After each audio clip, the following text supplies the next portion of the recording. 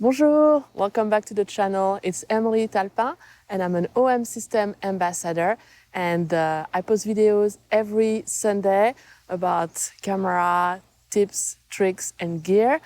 And today I thought I would take you outside and give you 5 tips to improve your macro photography. So let's get started.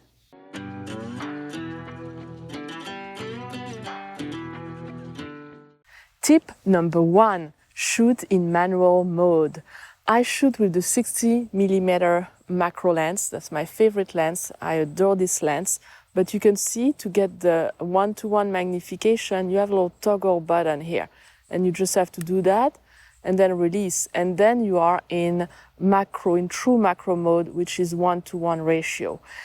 If you press on your shutter button, or if you press on the AF on, if that's how you're focusing, you will lose that 1:1 magnification. So what you want to do is make sure that you shoot in manual mode, and then to acquire focus on your subject, you just balance back and forth until you can see in your screen that you have the right focus. So usually the focus should be on the eye of the insect.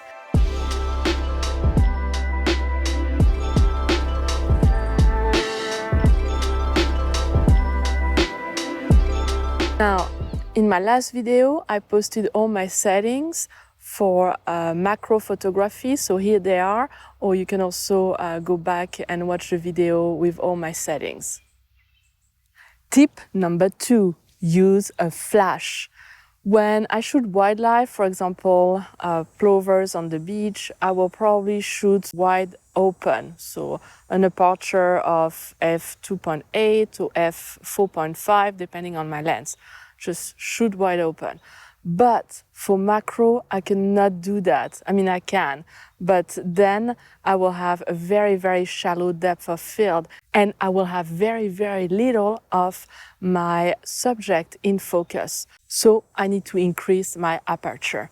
Most of the time, I will shoot between f7 and f14. That's kind of the right spot for me with macro photography. So to shoot at a f7 or f14, you need more light, and that's where the flash comes into play.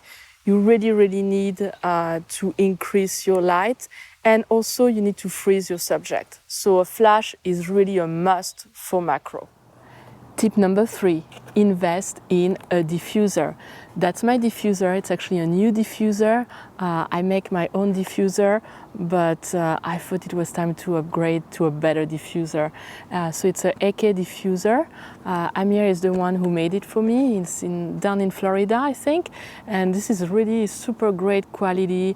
I really like the design, and it fits my OM-1 and my 60mm macro. So it's tailor-made for those, that lens and the camera. Why do you need a diffuser? Well, a good photo is a photo where the light is evenly distributed. And so the flash is too harsh and will leave some white spot on your photo. So you can't have that. And that's why you really need to invest in a good diffuser that will spread the light evenly on your photo. And I'm going to put a couple of the photos I made using this flash, and you can see the light is evenly distributed. So invest in a diffuser. Tip number 4, use all the tools that your camera provides you. So for example, on my OM-1, I customized all those buttons. So here I have focus peaking, here I have magnifying glass, this is focus stacking, in-camera focus stacking, and here is the live mode. I really like the live mode because I use a flash, and so I need to be able to, acquire the right focus when I move back and forth. And for this, I need my viewfinder to be as if it was daylight. So very, very important for me to have the live view on.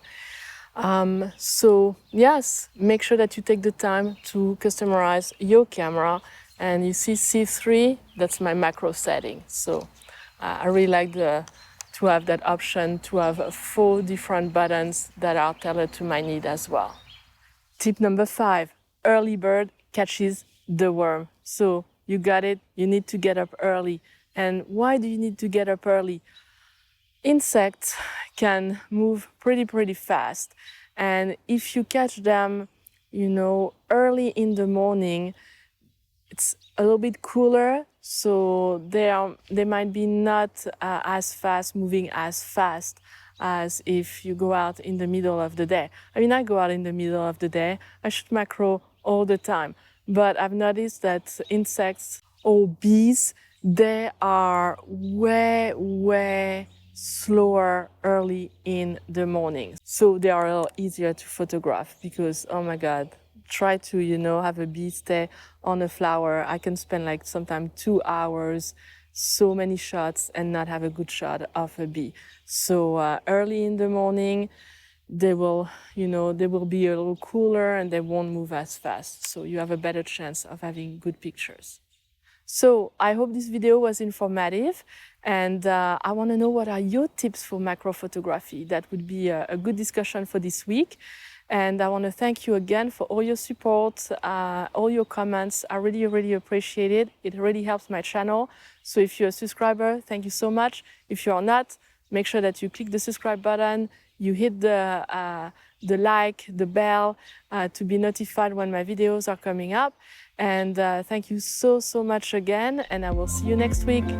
Au revoir.